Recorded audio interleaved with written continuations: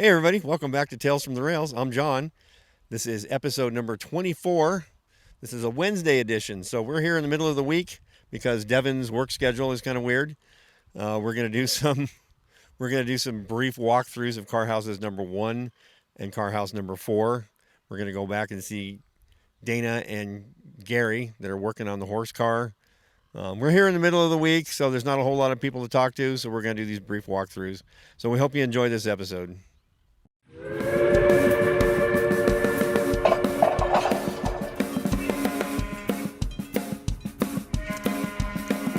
525 Departing Bookstore.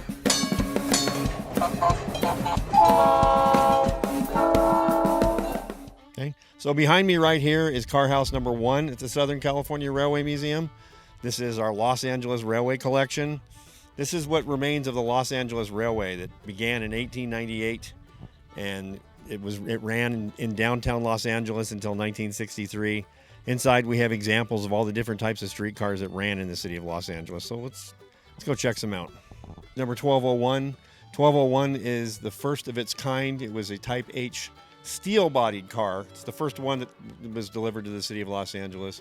It was built in 1921, and it was retired in 1955. It was donated to the city of Inglewood and put in Centinela Park on public display.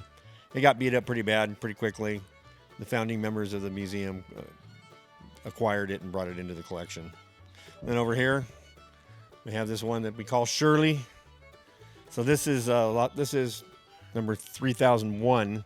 So this was among the first cars that were first PCC or Streamliner cars that were delivered to the city of Los Angeles in 1937. So there was 165 of these cars that were delivered to Los Angeles. So we have number 3001. We also have 3165, and then we have another PCC number 3001. Then we come on over here. Los Angeles Railway number 525. This car was built in 1906 and it was retired in 1955. The car is operational. It's nicely restored on the inside. We bring it out maybe once a month. So this is designed by Henry Huntington himself. So this is what's called the Huntington Standard. It's what they call an open, closed, open car, open on the ends, and there's a closed compartment in the middle. And like I said, we bring this out once a month. So right here we have 3165. This is the last PCC that was bought. And so was bought and delivered to Los Angeles. I believe this one was is 1948 vintage. It's an all-electric car, so it has no air compressor, no air brakes. It's all electric. So this one, number 3100, this is Los Angeles Transit Lines, or LATL 3100. This car was built in 1943 at the height of World War II. The city of Los Angeles was important enough to have streetcars built for it at a time when everything was being rationed. All the metal, everything that you needed to build one of these was considered a strategic material and was set aside for wartime use. But since we had so much wartime production, so many aircraft factories and munitions plants in the city of Los Angeles, we got 30 of these cars. And right now 3100 is being worked on. Its motor generator set burned out on us, and we hope to have this car running in the next couple of months. So right here is LATL 9350. This is what's known as a tower car. It's called a tower car because that section up on the top, that's a working platform that could be cranked up to any heights as necessary to work on the overhead track. So the car is made entirely out of wood, and it's a one-stop shop for working on the overhead. So this car is fully functional. We bring it out from time to time to maintain the overhead wire, and we bring it out for shows. It's not a car that we bring out for regular revenue runs. So right here, this is a cool one.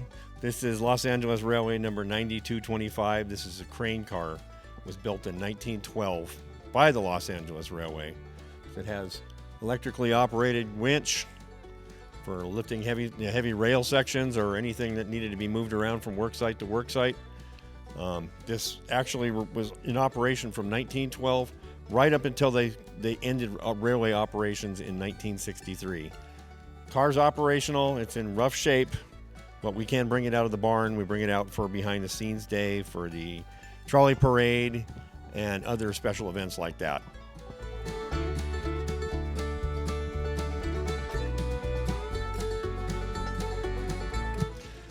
We're standing outside car house number 4, the Hugh T. Smith building. Inside is where we do storage of our larger pieces of equipment with the Railway Post Office, the Pacific Electric blimps, or they're also known as the Pullman MU cars. Our steam locomotive is under restoration right now. We've got a hospital kitchen car. We've got several PE cars inside, one being restored. So let's go inside and take a look. We'll point them out. We're going to do an in-depth video on each one of these cars, so I'm just going to go over them real quick.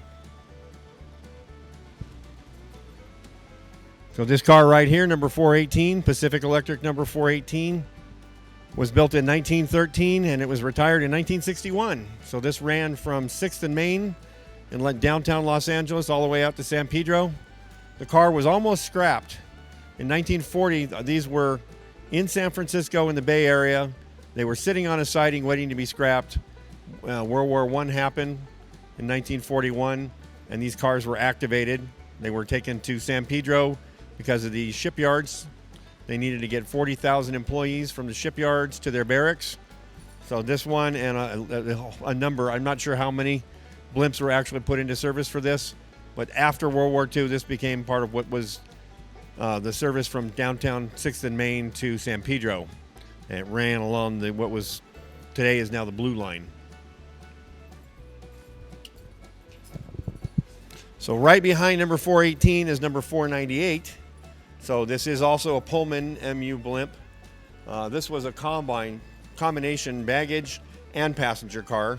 So this was used all over the PE system, but it also went down to the Catalina Island Ferry Terminal Building, San Pedro.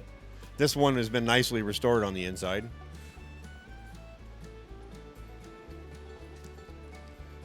And then here we have number 1001. So this was built in 1913 and it was retired in 1954 when they started getting rid of all the wooden cars in 1940, but by 1954 the last wooden car was gone. This was on the Venice Short Line. The only reason that this car is saved today is because it was converted into a rail grinder. It was given rail grinding trucks, and it was used as a maintenance away vehicle. So inside, it's kind of aesthetically challenged. It's got some mechanical issues, but we could move it if we needed to. And just like 418 and 498, we have number 314, another Pullman MU blimp. This one is in the worst shape of all. I think it will move under its own power, but all the seats and everything have been ripped out, and it is going through paint and restoration right now. When we have this one finished, we'll have 3 Pullman MU blimps that we can hook up and have a train. Here we have Pacific Electric number 331.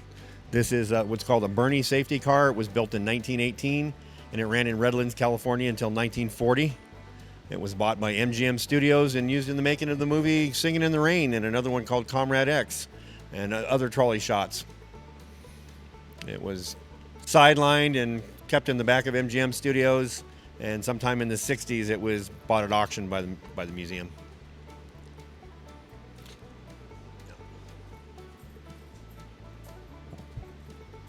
Then we have Pacific Electric number 655. So this is a Hollywood car. Prime example of what a Hollywood car would have looked like in 1939. This car was bought by a man named Richard Fellows, and he turned it into a parade float, had it on rubber tires, and could drag it around. All of the running gear was taken out of it. The controllers, the air compressor, all of the plumbing, but the inside was restored meticulously to its 1939 condition. So this is just for looks. This one doesn't run. 717 is fully functional.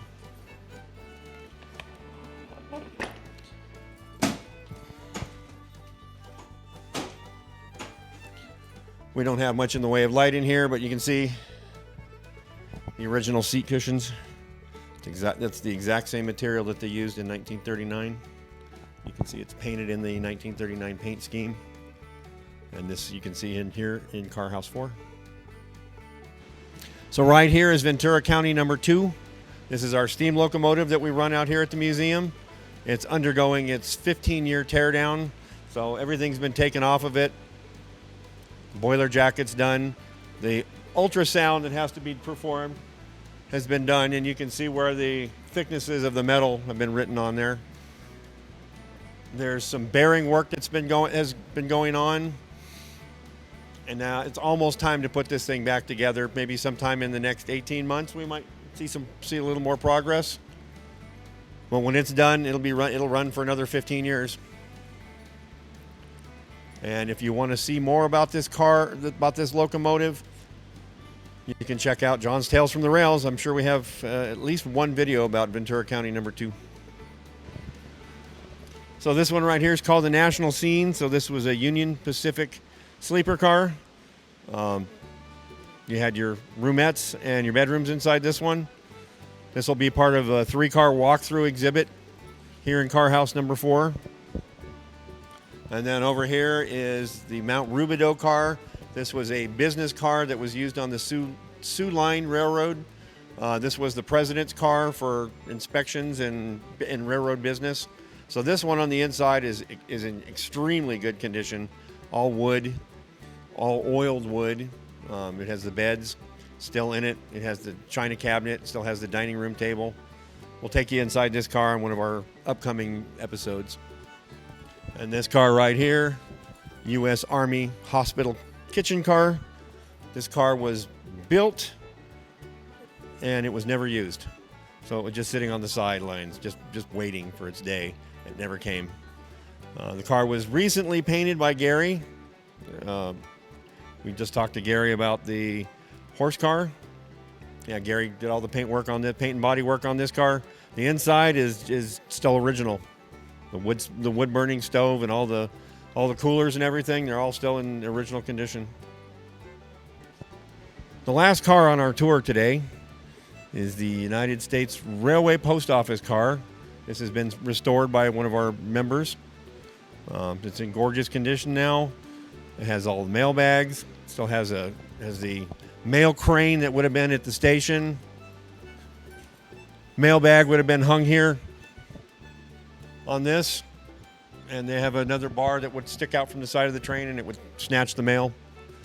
We'll do a whole episode on this car as well. Okay, so hey everybody, we are back here at the back of Car House 7. I've got Dana and I got Gary. And guys, Dana, tell us, what is this that we're looking at here? What are we standing in front of? This is a Santa Fe Horse Express car. Okay. And this and 9 of its brothers and sisters were built in the early 1930s for hauling primarily racehorses, fancy horses, not just ordinary horses that might have gone in a stock car or something. Okay. And this car has an end door on it, so not only can you get personnel through that small door, but the whole thing opens up so you can drive the owner's automobile in there, park your Duesenberg inside, and then you can ride in the train behind. And there's a space in there for an attendant for the horses, a groom, and it's first class all the way for the finest horses. So I'm seeing a little bit of primer on here. So what? So you're obviously the paint and bodywork genius. He is the genius. So what have you done? What we've found is it's pretty uniformly damaged from about 2.5 feet up all the way down to the bottom of that belt line. Okay. And we really have no choice but to fill the dents because there's nothing out here to move the metal. It's probably 3/16 of an inch thick. Yeah, that's pretty thick, yeah. Yeah. So we're filling it in, and the areas that require more filler, we're using a fiberglass reinforced body filler for the first few coats, and then we're moving on to a finish filler to finish it off. And using air-powered sanders for the most part. That's what this is here for. Yeah. And then when we get it up to the level that we want it, we are putting an epoxy primer on. Are you going to clear coat this one like you did the kitchen car? Or? No, we're not going to do that. This one can stay outside? It will be, it will likely be painted outside. So. Okay, yeah, all right, that's good. Where it will live. Okay, cool. So, and we'll put the lettering back on that marks what it was for. It was pretty well marked as far as its use and the Santa Fe markings. So what about the inside? You going to do anything to the inside? Not that I know of. I haven't really been in to look at it too hard. Okay, I've been inside and it's not too bad.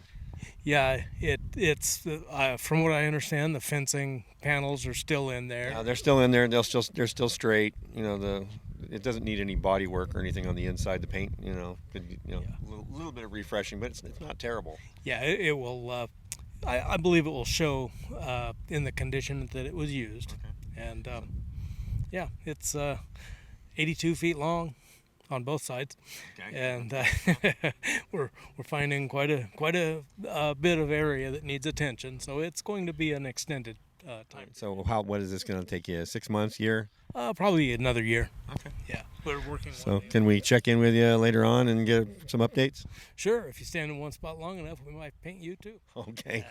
All right. Thanks. Gary is definitely- Thanks, guys. We'll check up with you in a couple episodes.